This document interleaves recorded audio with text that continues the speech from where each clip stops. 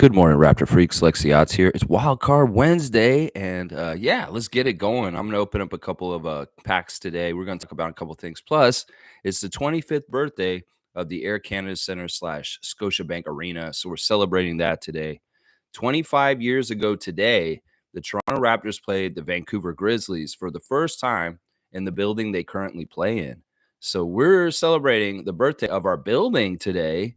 They actually opened it 2 days ago, 25 years ago. They had the first Leaf game 25 years ago yesterday, and they had the first Raptors game today, 25 years ago on February the 21st, 1999. I was working at that game. I was in the building for that game when the Grizzlies played the Raptors on February the 21st, 1999. So 25 years of our building. Our building has quite a history.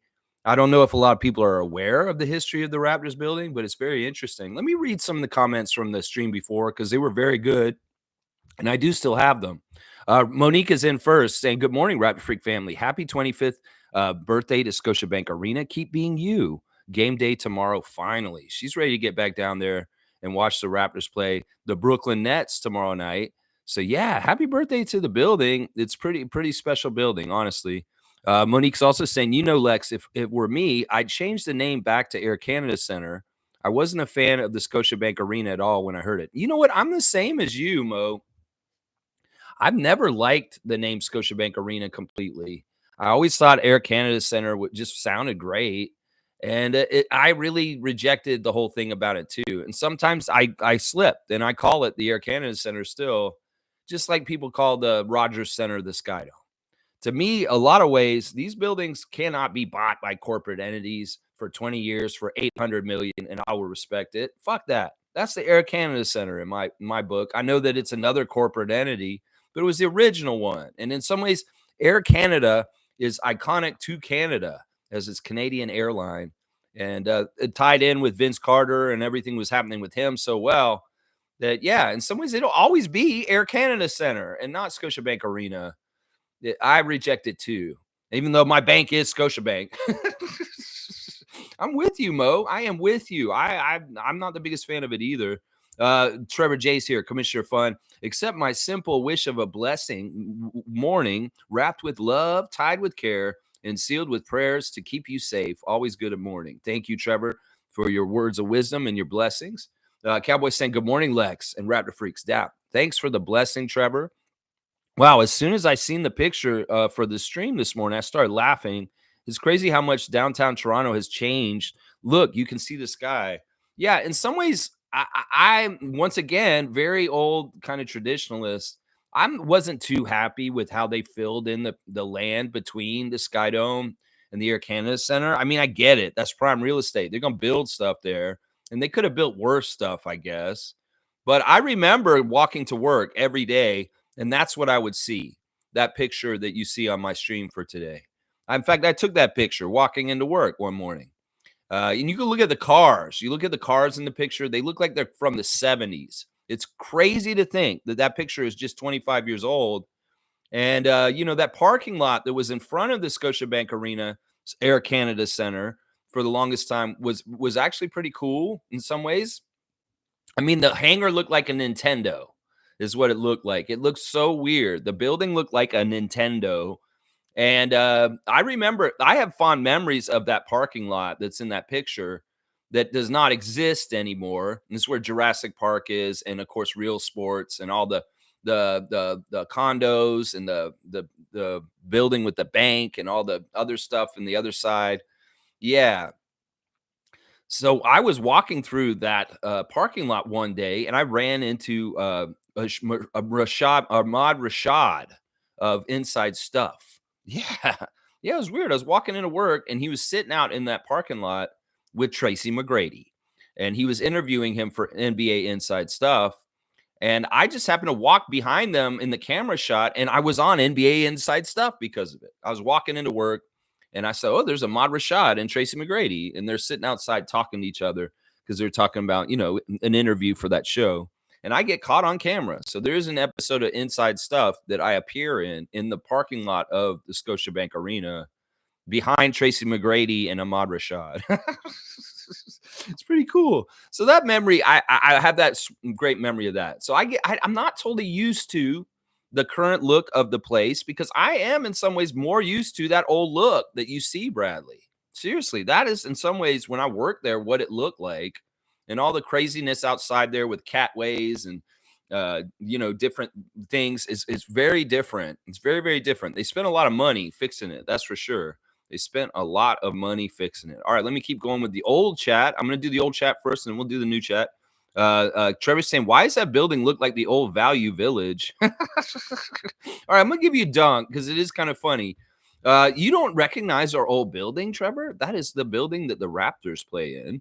And in fact, the way it looks, it may look kind of ugly. It may look better nowadays, but in some ways, I love the way it looks in that picture. I really, really do. It's something that's nostalgic and just takes me back to another place, honestly, when I see the building looking like that. Monique saying CJ Miles in tonight for the community celebration in Scotiabank Arena. Last night is very interesting.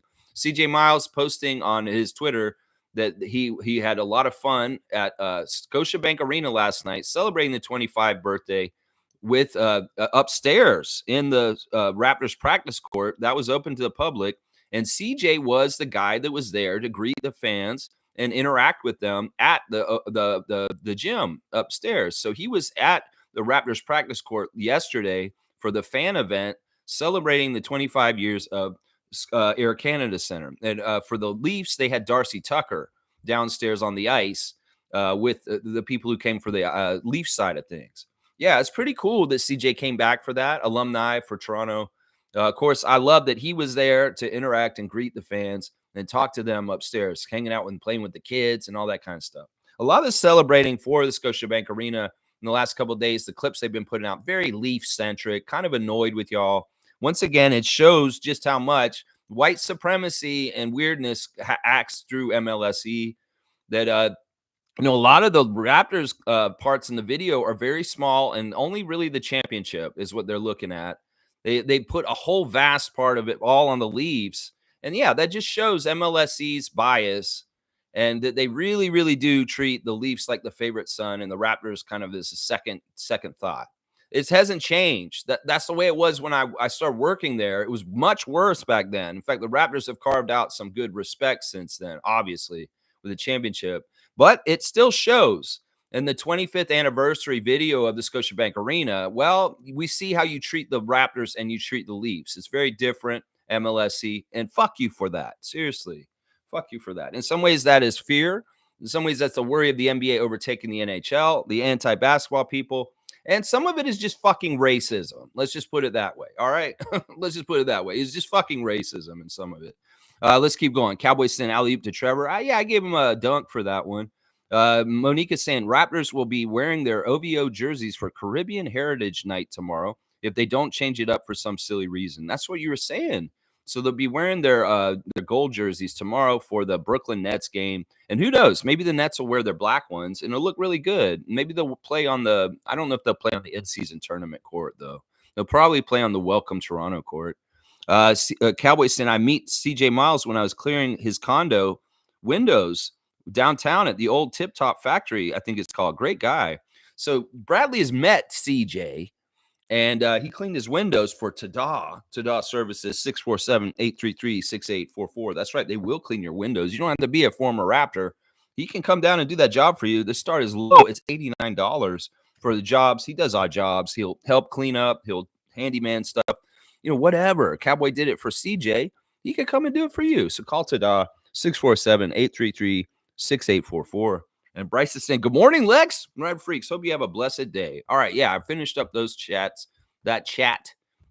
I'm sorry that I screwed up the chat, of course, once again. But we're good and going now, so it doesn't fucking matter, right? We're good and we're going now. That's all that matters right now. All right. Let me see. What else did I want to talk with you guys about? Let's see what we should do next.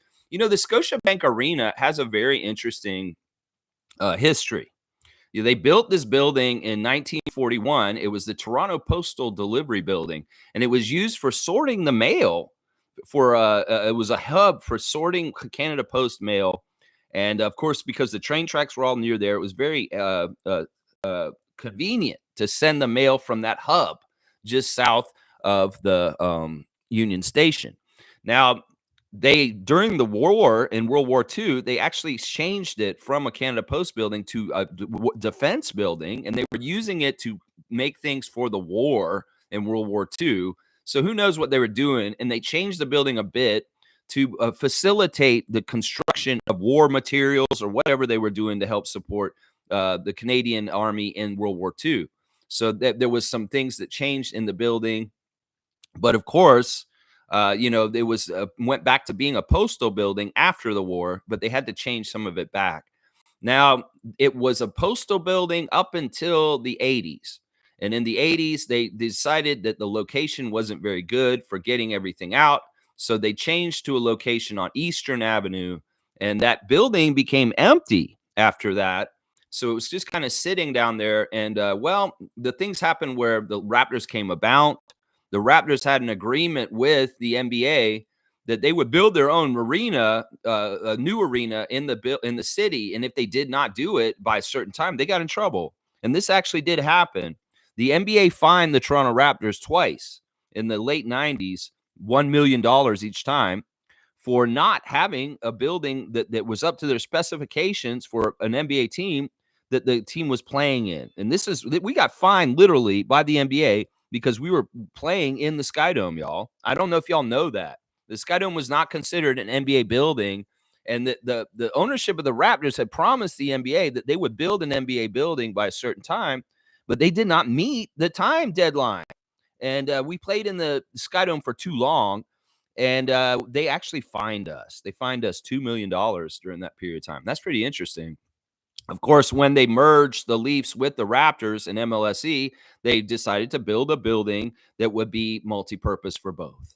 And that's when they looked at the old postal building down south of the Union Station, because it was empty and it was a prime location for convening to. And so they decided what they would do is they would take existing walls of the old postal building and build a new age building within it. So that's why when you walk around the east side and the south side and part of the north side of the Air Canada Center / Scotiabank Arena, you can see the old reliefs and the old walls of the postal building, because they kept the existing structure and built a newer structure inside of it. It's actually pretty fantastic architectural work, and is very innovative and cool and fun that they did that. So yeah, that's some of the interesting stuff about the Scotiabank Arena. There's all kinds of fun stuff. They finally got in there in 99, and I was there working for them when they first opened the building. It was a lot of fun. Yeah, so there's some history on our building, the Scotiabank Arena, aka Air Canada Center. And yeah, I don't know. The old ones call it Air Canada Center, and the old ones remember the parking lot out front. All right, let's see what y'all are saying in the new chat. Monique's got a good morning. Kareem is here. Good to see Kareem. Mic check. That's right. We got the mic working. Finally, Fiercey, good morning to you. Good morning, family, and happy Wednesday. I did it. I did it. On that note, let's do a Wildcard Wednesday. How about that? All right, we're going to get in here into our magic Wildcard Wednesday box. The special Wildcard Wednesday box is all about basketball cards. And today we're going to open packs. We're not getting the cosmic cards today. We're going to actually open 2 packs of cards, and I'm going to look at them and react to them. That's the Wildcard Wednesday format. We got NBA hoops and Panini, NBA hoops. Got them backwards. All right, we're going to open up the Panini one because it's actually from last season. I see on the pack they've got All-Star Paulo Banchero on the outside the pack here. So this is Panini Mosaic cards. Let's see what I get. Card opening. Yeah, this is part of the fun. Let's see what's in here. All right, we'll start on the top. First card is a Reggie Jackson card. Reggie Jackson, not Mr. October. Reggie Jackson of the Denver Nuggets. Yeah, and this is I guess he got traded since then. He's not on the Nuggets anymore, is he? I think he's on is he still on the Nuggets? I'm not totally sure. I think he might be on the No, he's not on the Clippers. Maybe he is still on the Nuggets. I'm not totally sure. Here's a Reggie Jackson Denver Nuggets card. And it's not Mr. October, Reggie Jackson of the Yankees. No, it's not. It's the other. It's a Reggie Jackson from our league. Oh, wow. Why not we go ahead and get some more Denver Nuggets? Bones Highland. I got a Bones Highland Clippers card. It's really cool that I got this card this morning because Bones Highland is recently featured on Stunted Growth, and they're talking about what happened to Bones Highland to get to this point in his career at this point where he's not getting any minutes at all in the Clippers with the big four there. James Harden taking the minutes from Bones and not from Terrence Mann like they were worried about. The famous clip of James Harden coming into the Clippers dressing room and Terrence Mann does not look thrilled. Well, Terrence Mann has actually had his minutes go up since James Harden showed up. He's a part of the rotation, but this guy is not. And Tyronn Lue's been very publicly saying Bones Highland is not going to be a part of the rotation for a while. Yeah. So in some ways, his young career has been stymied and stunted. And that's why they did a new piece on him on Stunted Growth. I highly recommend following the YouTube channel Stunted Growth. Fantastic stuff on why Bones Highland's had ups and downs in his career. You know, he really did burn his bridge with the Denver Nuggets. It's so dumb. In some ways, this guy's a knucklehead because, like, he was on a team that was really, really good, and then he was kind of an asshole, and then he had to leave, and he got traded. He demanded that trade the same